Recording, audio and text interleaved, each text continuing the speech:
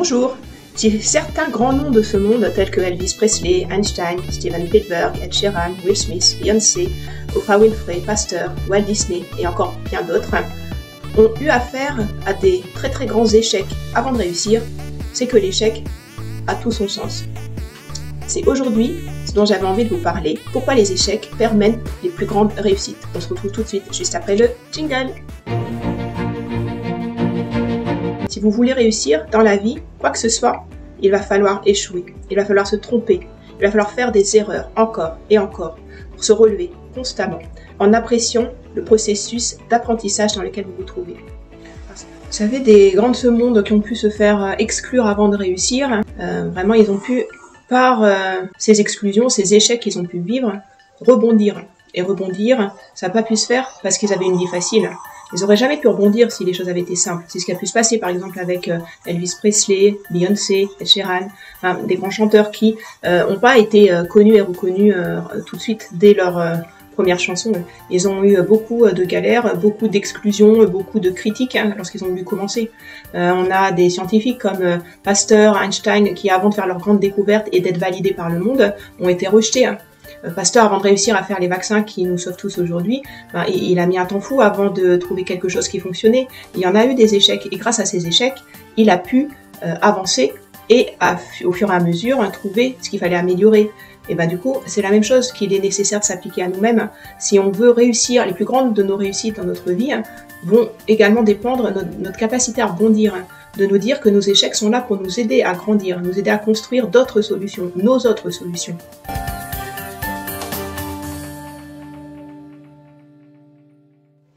Parce qu'à l'heure actuelle, donnez-moi juste quelques noms des plus grandes de ce monde qui ont réussi sans échec. Peu importe le domaine, il n'y a jamais personne qui n'a jamais échoué. Ça n'existe pas. Parce que si vous voulez réussir, il va falloir échouer. Et le problème à l'heure actuelle, c'est que pour beaucoup d'entre nous, la relation que l'on a avec l'échec est extrêmement négative. Et on n'a pas envie d'échouer. On ne veut pas. On veut que tout ce qu'on fasse, du premier coup, ça réussisse. Tout ce qu'on touche, on veut que ça réussisse tout de suite, du premier coup. Mais ça se passe pas comme ça. Et quand on pense de cette façon, on a tendance à abandonner. Et du coup, on n'utilise pas tout notre potentiel parce qu'on cherche à fuir l'échec. Quand on cherche à fuir l'échec, on reste tout simplement dans notre zone de confort. Il faut aller en dehors de notre zone de confort, affronter nos peurs, affronter nos craintes, parce que c'est là que se trouvent toutes les opportunités pour avoir la vie de vos rêves. Allez chercher l'inconnu, allez chercher vos peurs, allez chercher ce qui est inconfortable. Allez chercher ce qui vous rend vulnérable. C'est là que vous trouverez les opportunités les plus fortes. Vous ne pourrez jamais réussir si vous n'échouez pas, si vous ne vous trompez pas. Parce qu'en soi, dès lors qu'on échoue, c'est une opportunité extraordinaire de mettre en avant votre créativité. L'échec est là pour apprendre quelque chose. À chaque fois qu'on échoue, on a l'opportunité d'apprendre quelque chose qu'on ne savait pas précédemment et qui permet de s'approcher du but qu'on s'est fixé. C'est à force d'essayer qu'on y parvient. C'est pour ça qu'on échoue. Parce qu'il y a des choses qu'on ne sait pas, il y a des informations qu'on ne connaît pas, il y a des expériences qu'on n'a pas encore faites. Et à chaque fois qu'on échoue, et à chaque fois qu'on se relève, on revient plus fort, plus grand, plus intelligent. On a plus de savoir, plus d'expérience. Et du coup, on utilise toute cette expérience pour aller vers la vision qu'on a en tête. Et en soi, admettons qu'on peut réussir quelque chose sans échouer. On n'aura jamais le sentiment de réussite totale. Et ça, c'est un peu dommage. On a besoin de l'échec pour avoir ce sentiment de réussite. Si on joue à un jeu vidéo et si on gagne instantanément, il n'y a pas de sensation de réussir parce que c'est trop facile. Dès lors qu'il y a à affronter des difficultés, qu'il y a différents paliers à passer, et si on a besoin de passer un niveau une fois, 2 fois, 3 fois, 10 fois, et dès qu'on arrive enfin à passer au niveau supérieur, là, on a le sentiment de réussite. Apprenez des erreurs au fur et à mesure. Apprenez à échouer pour aller vers le but que vous vous êtes fixé.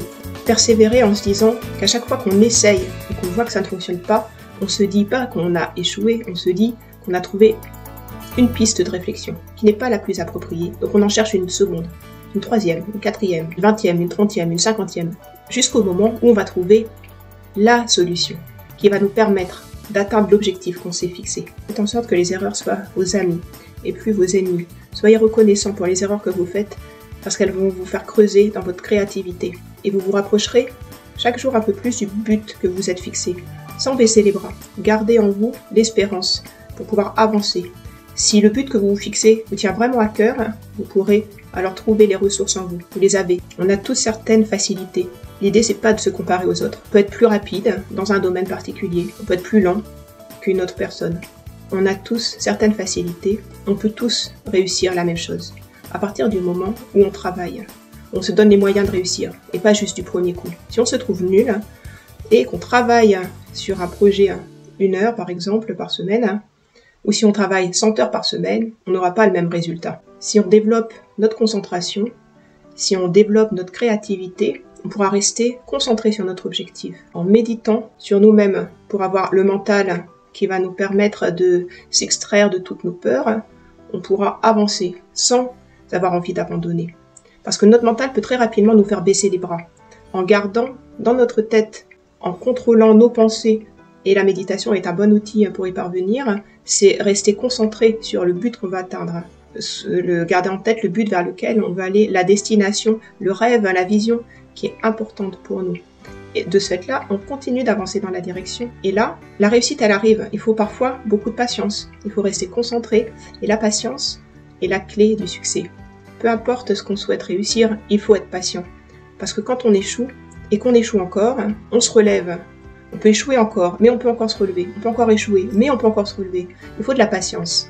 Moi, ce qui m'a aidé à développer cette patience pour ce que je voulais vraiment absolument réussir, eh bien, cette patience, j'ai pu la gagner parce que vraiment, ce qui me tenait à cœur, me tenait tellement à cœur que c'était ce qui me faisait vibrer.